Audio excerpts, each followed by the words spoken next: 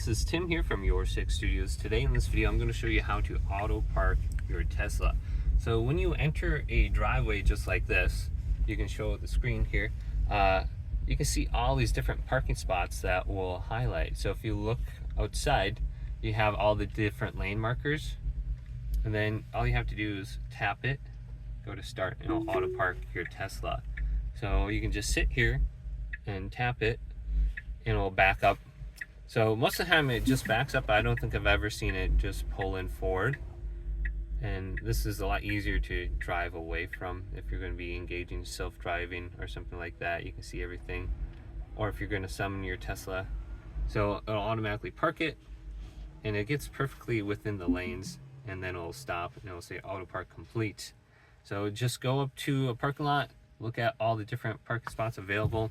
They should be highlighted, select it, and start it. Hopefully this video did indeed help you out.